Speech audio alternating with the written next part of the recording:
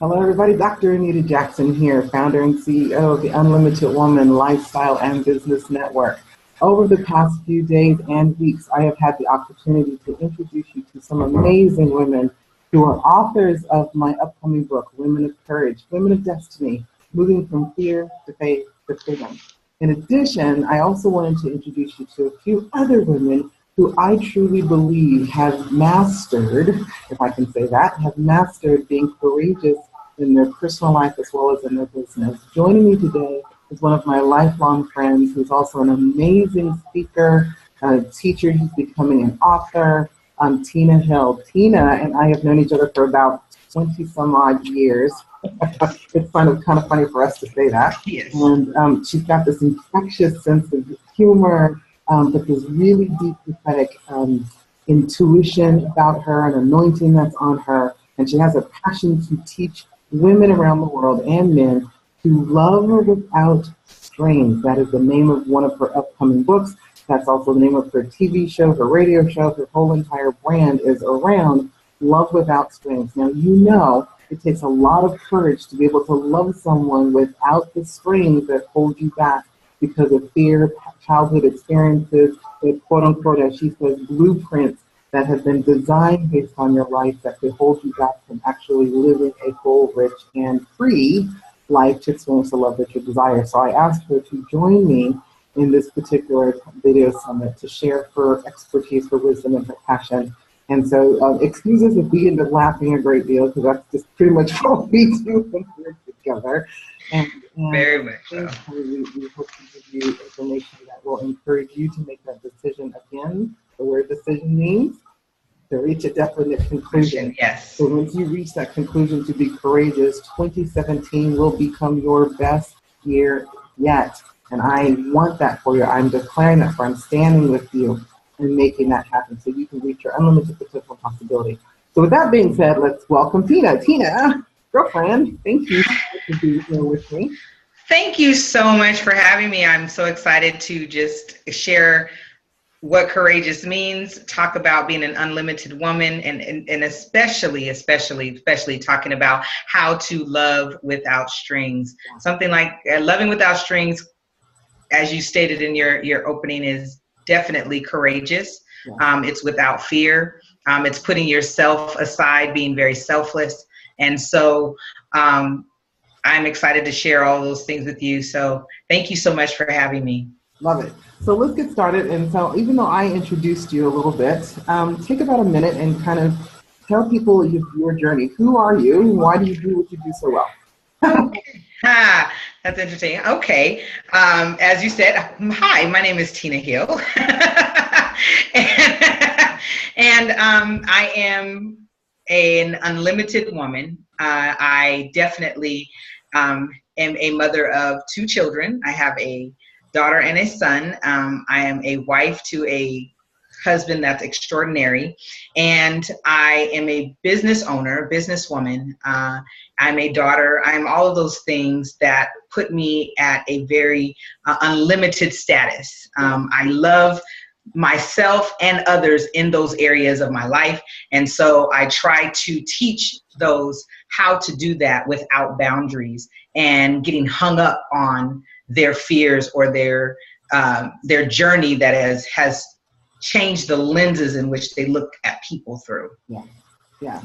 And so, see, the other reason why I invited Tina to be a part of this process is, although she's worked in the corporate world, if you will, and she is a big head honcho herself in her own company, working with mayors and city officials when it comes to housing and projects of that nature at a pretty large scale, she's also wanting to step into the coaching, speaking world. And so she's, like I said, a part of some books of mine, and I'm bringing her on the platform. And when you really get a chance to sit down with Tina and hear her heart and have her see you, sometimes that could be a little scary because the woman's got like laser. She's done it to me many times, like Anita. And that's the thing. She's like, you get to this side, I know I'm in trouble. Anita, what was that? What could be this? Anita, come on. So Exactly. I believe that we'll have that kind of conversation here. So Tina, thank you for sharing a little bit about you. let's start off by, how do you define, I've asked this question, I'm going to ask you all the questions I've asked all of our experts and our authors in the book, because it's something we need to hear on a regular basis. So how do you define courage? I define courage just like I define fear. One of the things about courage to me in the definition is not your first response is usually what you fear. And so courage is not acting on that first response. Ooh, okay. So you see what I mean? Courage to me is not acting on your fears. That's courage. No, that's powerful, Tina. I don't mean to cut you off, because by nature, our first instinct is to operate from a fear-based place, whether it's conscious or unconscious. We're going to do everything we can to prevent ourselves from experiencing pain or fear. We're either running towards pleasure or we're running towards pain. Most of us are running away from something, so we're typically running from something negative. So you're basically saying the courage to face it is more powerful than the courage or the energy to run away from it. To run away from it, exactly. One thing that I've learned in studying Love Without Strings, walking Love Without Strings in my own life is, as we taught, you had used one of the words that I use, which is blueprint. And blueprint basically is just the journey in which, or the imprints that have happened in your journey as you have been on this earth. And one of those things is we tend to have fears that come with our parents, or happened in childhood, in adulthood, in relationships with the same sex, opposite sex, however your partnership, people that you've trusted have hurt you. Those kind of things have happened. And so what I have learned walking in the journey of Love Without Strings is that you have to look and face all of those things that begin to jump up at you, and to overcome them, you look at it in a place of love conquers all. Yeah. Love conquers all. It will conquer that fear. It will conquer that very thing that will stop you from moving forward. You know, it's funny because I agree with you 100%, because once we understand, so this is the psychologist in me that's kicking in now that says, I don't know if we really understand what love is. What is it? Love is defined as, and I have an acronym, and God gave this to me, and I'm so excited about it. It's life, which is the L, and then the O is optimistically validating everyone. Love that. Wait, say that again. Make sure you say so that. Love, the acronym that I have is love is life optimistically validating everyone. That means that everyone is subjected to love. Yeah. In their core being, they are optimistically validated because of who they are. So that basically means, regardless of whatever experience you've gone through, this is still the essence of who you are. Yes. Plain simple. You are love. And that love can conquer all. So that means that any fear that comes your way, you have the courage to overcome it. It's already inside of you. It's been given to you as a grace. You have been graced to be able to optimistically overcome that fear. Love it. And that in itself gives me hope, gives me an understanding of where I'm to go. It doesn't allow those little foxes, those little idiots, those little things that just kind of throw us for a loop. It doesn't allow those things to become huge mountains that we cannot overcome or climb. They become molehills or little tiny things. And we look at them and go, oh, I can conquer that, because you know what? In the core of who I am love, and it will conquer it all. Go ahead, girl. That's good. Okay, so let's take it a little bit deeper, because I know you like to go deep. I know you do. Yes. How do you define fear? Since our book is about women of courage, and this summit about women of courage, women of destiny, moving from fear to faith to freedom. How do you define fear? What is it? Fear is simple as I can say it. Fear is an obstacle. Okay. It's an obstacle. It has no feelings.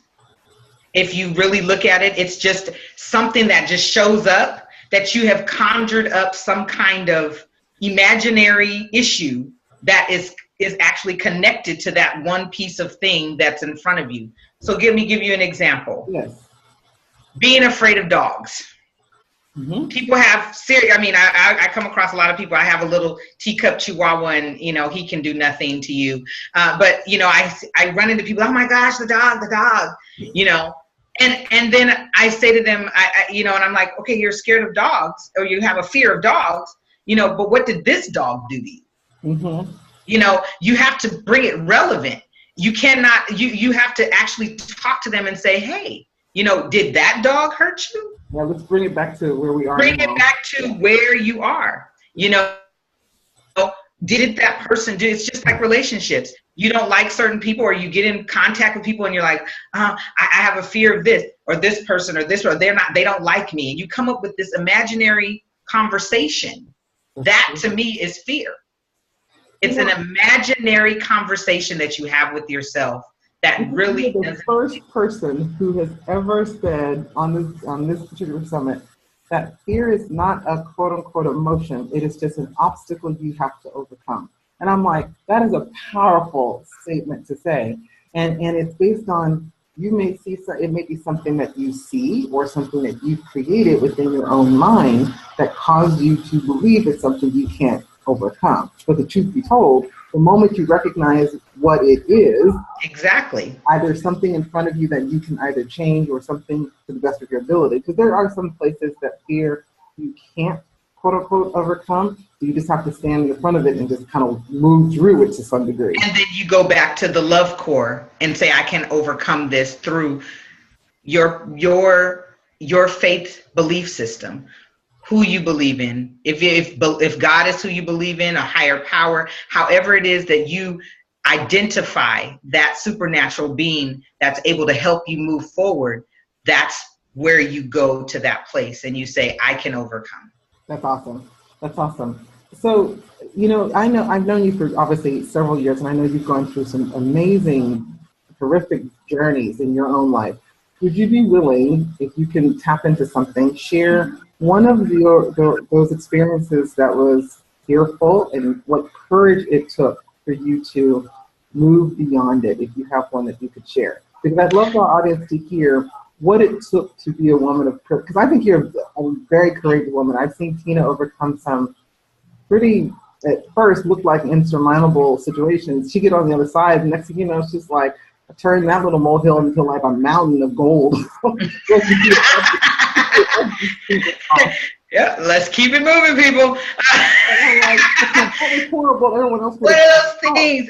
It's so funny you said that to me. And when you were talking, I was like, oh my gosh, what am I gonna say? What do I want to talk about? Like you said, I have so many things that have just come up as a courage walk, I could say. But the one thing that did come in my mind, and I hope this helps who's listening and sees this and it helps them get through some things. I'm in my second marriage. My first marriage was domestic violence, and my ex-husband beat me several times, even to the point of me being put into labor with our son. And if you really want to be honest, in all humanistic being that we have, fear comes over you in every place, every area, from relationships to being remarried. You question your womanhood, you question who you are, your intelligence, your education. I mean, here I am, a woman that has an education, has a business, and I'm at that time I didn't have the business, but I was walking in corporate America, big time, with a big title, and here I am getting beat by my husband. Right. So I couldn't understand how I got there. And I had to do some major soul searching, so that I could get to that place of understanding, so that mountain could become the molehill and something that I can just step over. Fear of someone ever loving me again. Fear of someone ever beating me again. Mm-hmm. And through the whole process, I have to say that I heard God always say to me, don't close your heart. Yeah. Because your heart is where the love dwells. Right. And so he kept telling me, don't close your heart. But there were some things that I had to face as a person, some decisions and choices that we make. And you have to understand that some choices that you make are what imprints that blueprint on you. Right. For the fear. So it's not necessarily what someone does to you, it's what you do to yourself. That's right. That's right. And so with that, I made some choices. And one of the main things is that you, like I said, you soul search, you figure it out, and you say, okay, God, help me get to a place of understanding. And then instead of stopping or stunting your growth, you take the leap. Yeah. Of courage, and you just keep going. Even though you might have your fears, you keep moving, and then they don't become gigantic as they were. So I'm a little bit jumping at my seat because, in a lot of ways, Tina's not telling you, and that's actually what I was hoping she would tell you. I didn't want to say it, so I'm glad you brought that up. But the other thing that what a lot of people don't know is here's a woman who is very much connected to her spirit and her intuition.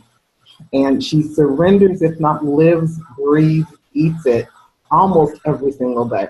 We have conversations on, girl, I was on the floor, really in my meditation place, praying about it, and this is what came up. And then I'm like stunned, like, oh my God, that's so good. That's so good. I get a lot of deep, profound revelations, as most of you already know too, those of you who connected to me. But then I think sometimes Tina can take it to a whole nother level because it's a part of her gifting and her anointing. So I say that because in the challenges that she has gone through, she has always kept a humble, open heart.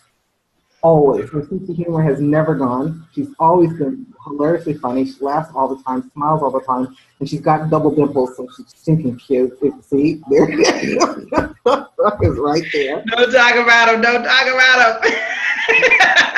She's always had these, great curls, and this is this amazing woman who has never given up. If out of all my friends, it's someone I've known for 20 some odd years now, about 27 years now, her resiliency, her determination to continue to keep her heart open, to continue to love, to continue to trust God, to continue to evolve and become her best self, continue to take risks.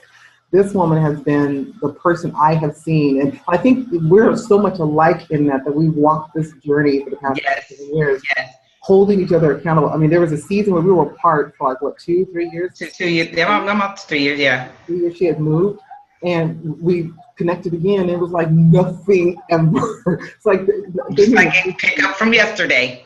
I talked to you yesterday. You had a huge group of people around, a huge group of friends, and they're all kind of gone. Yes, connected. So I'm able to say, here's this woman who has gone through some other traumatic stuff and has been courageous because she made this choice, and she stayed connected to her truth, her God, and kept an open heart of love. She really has mastered. I think it's her journey and her gift. Oh gosh! But how to love without shame. When she told me, I'm like, that's so you. I can't even. I'm like, if anybody hit right on the head, it was her. So let's take a little bit. There was something that you just said a second ago, and I just wanted to interject. And this was something that I want people. You're listening to this whole entire thing, and I want you to walk away. You have to stay teachable to be reachable. Yeah. Ooh, that's good. Tweet that.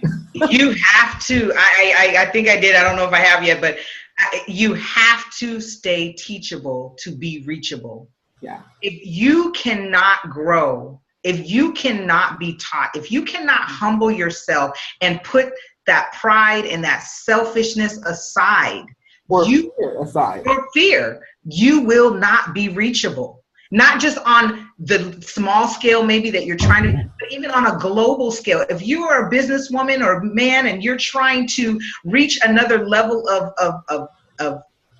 prosperity or marketing or any of those things, you have to stay teachable. You don't know everything. Someone has more information, and if you're not willing to listen to it and digest it, then you're not going to stay reachable, and you will stunt where you're actually at. Well said. Well said. It's so funny because that goes in regards to a conversation we just had before we got on the interview. I said, I was on a call, somebody said this little specific phrase to me, and it opened up this whole entire understanding about marketing Yeah. and the business. I'm like, well, then I don't need that. I don't need that. Let's do this. And it's just like, it's there. It just like was this huge revelation of a smarter way to do business. And it made it easier for me to say, I don't have to work so hard now because we just eliminated two things, or actually we incorporated into other parts of the business that just made more sense for it to be easier to have consistency, which I thought was beautiful. Exactly. So let's go deeper because I know you love this next topic. Okay. Let's talk about faith. Ooh. How do you define faith? What is it and why is it necessary? How do you define faith? What is it? Well, okay. So my definition of faith, I will always go to the Bible. Definition of faith is the substance of things not seen, things that are hoped for. And faith is something that you can't touch. It's not tangible. It's not something that you can actually see, but it's something that you just have to believe. And I like to challenge that a little bit because, and not to go against the Bible, that scripture. Faith is the evidence of things hoped for, and the evidence of things, or the substance of things. The substance of things hoped for, and the evidence of things not seen. Mm-hmm. Right. So if you think about it, it's like my faith, when I actually have it in my possession, then faith has now become seen. I actually have the tangibleness. But until that actually manifests in my possession, exactly, I hold on to what do I believe. Right. Onto it. Right. And I like how you said that. And when I say it's not tangible, it's not tangible at the time of belief. Right. But it is obtainable. Right. Yes. Faith is obtainable. Yes. And so all of us have started off small, we've had faith and we had to start out with having faith in ourselves. Right. Having faith in ourselves that we could actually accomplish business. We could be a minority in business. Yes. We can be a minority woman in business. We can start layering it up. Layer. Okay. But we had to start off with faith in ourselves. And so I think that goes back to the core of who we are and loving ourselves, loving ourselves without fear, loving ourselves without strings, being accountable to ourselves for what gifts that have been placed in us. And those gifts that are in us are the place of faith, that he's given them to us in faith, that we would accomplish, we would go and we would press forward in order to make those things tangible that are inside of us. Yes. How do you develop your faith? What steps, if you were to give one specific step that you do to help you continue to strengthen your faith, what would that be? One of those things is affirmations. I love affirming. I love affirmations. I love saying things to myself. I know people sometimes think I'm tripping out, or I say stuff to myself like, no, Tina, this is what you're going to do. No, Tina. Yeah. I usually start off going, because honestly, you will always have that opposition. That opposition will always come in this side of your ear, and then you'll have you telling yourself, and then you have that other thing going, no, you can't, no, you can't, no, you can't. And so affirmations for me, that's step number one. If I have a goal or I have something that I do, or I want to do, or something that God has given me inside of me to do, I start to affirm myself saying, Tina, you are this unlimited woman. You can do all things through Christ who strengthens you. You have no limit because of the God that you serve is limitless. That's right. And those are the things that I begin to say to myself. The second thing that I do is I share that information with someone that I trust. Yeah. Someone that is like Anita, you and I have been friends for a very long time, and I have shared many dreams with you. And I have this, and Dr. Anita, she holds me accountable. I get someone who can hold me accountable. And I kind of just want to expound.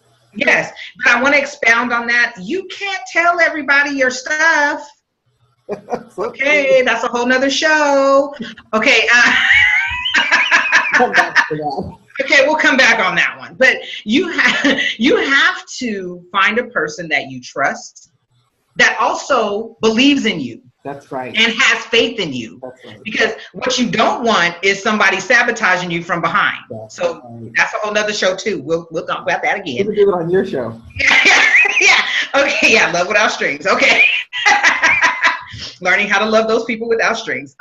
So honestly, you affirm yourself and that goal. You find someone that you can hold accountable, and then you follow through and you carve out time to get it done. I'm a very busy woman. I know Dr. Anita's a busy woman as well. And that's where my accountability comes in, because I need her to be like, okay, you need to shut it down. Okay, you need to get it done. Okay. Hang up the phone. Right, hang it up, get off the computer. You do not need to finish that meeting. You're done. So definitely carving out time, and then, making it, own it. Just own it. Yeah. Just own it.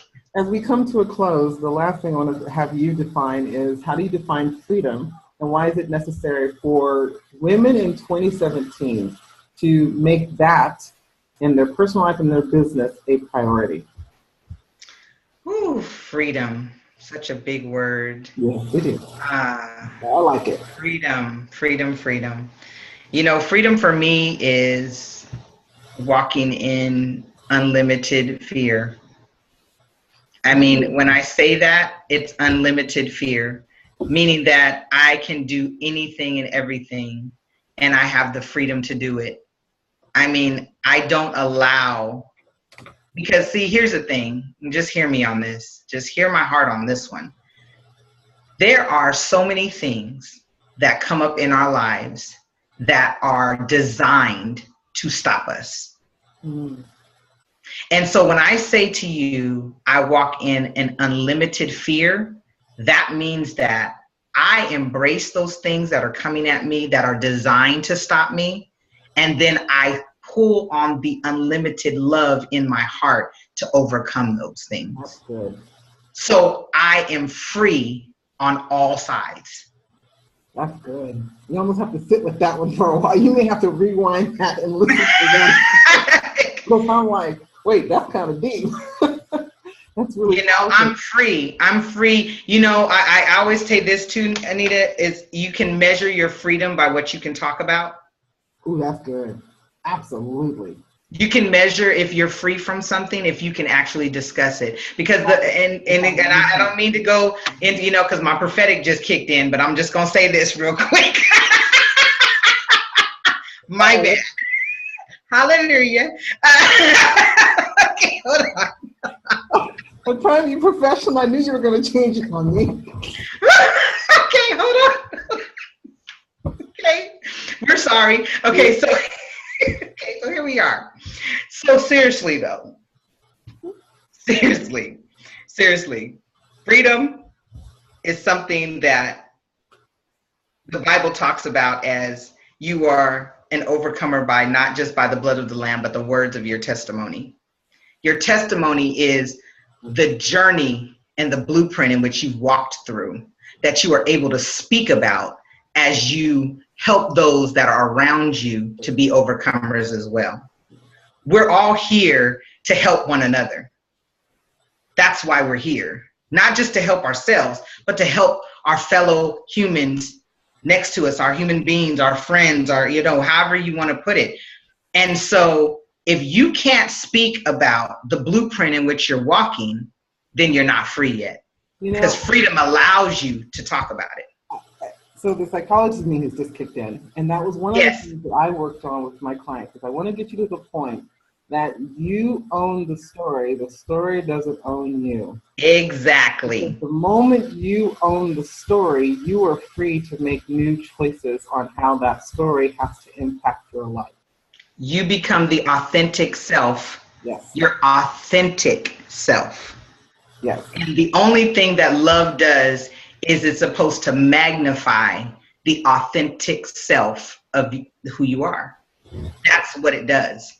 So isn't that amazing? That what Tina has just said is your freedom comes when you choose to be free. That you no longer allow fear or anything on the outside to dictate how you live your life. You just make a decision to show up and be, which is probably why I think Tina has had such savor in her life. Now that I'm hearing her say that, I'm like, I know the journey. I've been with her through 27 years. And so I've seen her move sometimes in a lot of areas faster than I did, just because she was so free. She's like, okay, got it. That happened. Oh, boo-hoo, get it, let's go. And I'm like still boo-hooing, and she's like, fine. Come on, Anita, let's go. We didn't move on. It's over with. Okay. I think you were more devastated with the beating. I was like, girl, you beat me. Okay, we good. All right. Okay, I'm good. Honestly, what you know is exactly how it worked. That's exactly how our conversation was. I'm like, what? She's like, I'm done. Let's go. And then she's gone, and I'm still sitting here going, wait, like. Did she just say he beat her and then the baby and then? Right. And I'm like, call the police. I'm coming to Chicago right now. I'm gonna beat the world in the South. Okay, Lord, help me. Let it go. She's like, I already took care of him. Yeah, we're good. We're good. And the thing about it is, and the truth is, if we could do a side note, me and him are real good friends now. We're fine. Yeah, that's because Tina really does operate from love without strings. Once she was able to figure out what she needed to do, she was able to cut where everyone else was still angry and bitter and resentful. She's like, Clint, I was able to cut that string. Now we're both free enough to have the right kind of relationship to raise our son with no problems. With no problems. You have to admire that. You have to admire that. So all the glory, I will say. Not it ain't me all the time, but I'll say this. I yield to let it be me. So put it like that. I as you can see, why Tina and I, have a 27-year sisterhood friendship, and if anybody knows all of me and I know all of her, it's her. Yes. I love her unconditionally, absolutely. And yes. You're with me forever, girl, so sorry. That's okay. That's same vice versa here. I mean, you can't get rid of me if you tried. I'm Auntie Anita to the kids, and, yes. part of the whole family forever and a day. So I wanted you to have the same experience with Tina that I have had over the past 27 years. And you can see there's a lot of wisdom and power here. So I want you to stay very close and connected to me, because you'll see Tina's going to be launching her own online TV show as a part of our TV network in the next couple months, if not weeks. We're working on that. And she's got a book that's coming forward. She's in one of my books. So this is a woman I want you to put on, bookmark her name. Bookmark my name, yes. Tina Hill. Tina Hill, yes. And she already has a Facebook page called Love Without Screen. Go there to get some, insights and inspiration. Yes. To really allow yourself to be free in love so that you can have the life that you want. And then, of course, stay tuned to our book that's coming out in March, Women of Courage. Moving from faith to fear to freedom. I personally have some amazing things that are coming, because I want you to be courageous. I want you to be unlimited. Yes. Experience the life that I truly believe, without a doubt in my mind, that God has created you for. And I'm going to use my story, my journey, and what I know as a psychologist, as a speaker, as a healer, to help you make that happen. 2017 is going to be your best year yet. Until then, God bless. Take care of you, Tina. Love you, girl. Thank you. Thank you so much. All right. Mwah. Bye, everybody. Bye-bye.